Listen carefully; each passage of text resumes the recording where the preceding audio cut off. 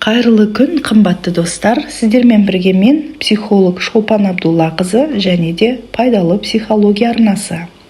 Егер де біздің арнамызға тіркелмеген болсаңыз, тіркеліп және басқа да видеоларымызды жіберіп алмау үшін қоңыраушаны баса кетулеріңізді сұраймын. Сіздерге өзіне сенімділікті арттыру жолдарымен таныстыруға уәде берген болатынмын. Сонымен өзіне өзі сенімді адам деген кім, ол қандай болады? Жалпы өзіне сенімділік дегенді біз қалай түсінеміз? Оны арттырудың жолдары қандай? Өзіне сенімді адам әдетте өзінің артықшылықтары мен кемшіліктерін жақсы біле отырып, өзінің әлемімен толық үндестікте, үйлесімділікте, өзінің де, өзгелердің де адами шекарасынан аспайтын, уақытында шектеу қоя білетін, өзгелерді тұлға ретінде мойындай отырып, олардың құндылықтарын сыйлай білетін, басқалармен жақсы, сенімді қарым-қатынас орната білетін адамды айтамыз. Өзіне сенімділіктің маңызды бір бөлігі ол өзін-өзі бағалау болып табылады.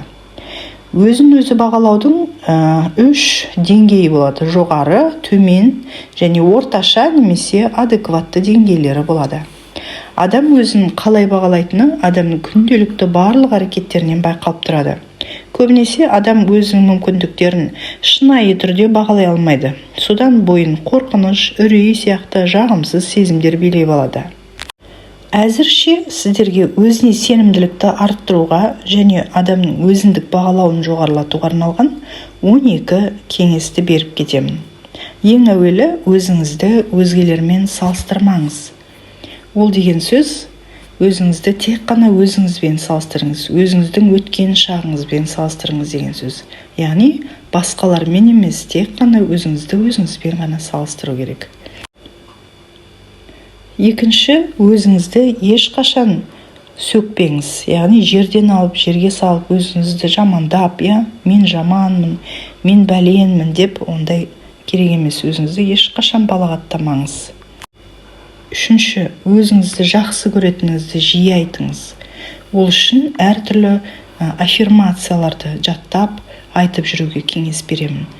Қаласаңыздар, менің осы арнамда да аффирмациялар бар. Төртінші, өзіңіздің біліміңізді үнемі арттырып отырыңыз.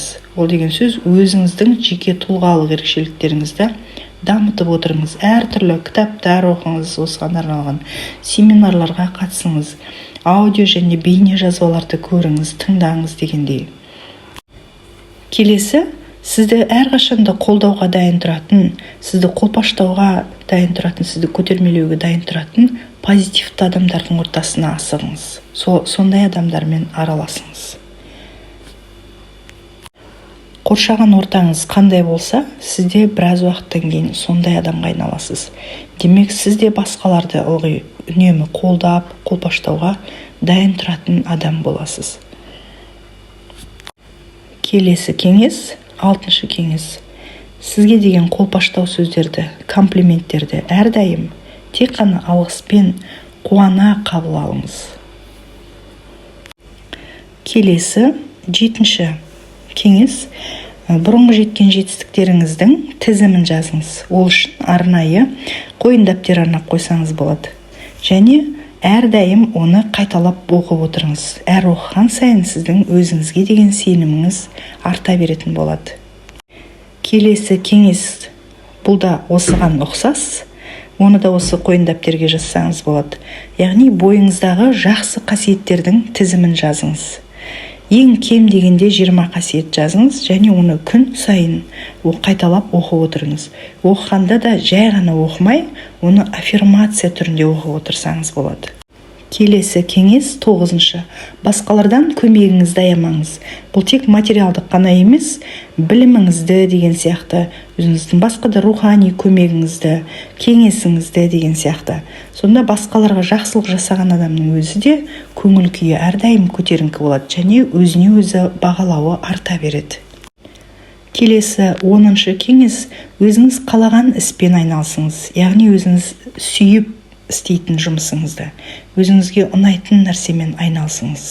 Өзіңізге ұнамайтын жұмыстан гөрі өзіңізге ұнайтын жұмыспен айналысқан кезде адамның әрдайым көңіл күйі көтеріңкі болады және сондай-ақ бағасы, өзіне деген бағалауы да артады. Келесі кеңесіміз: өз қалауыңызбен өмір сүріңіз. Өзіңіз шешім қабылдап үйреніңіз.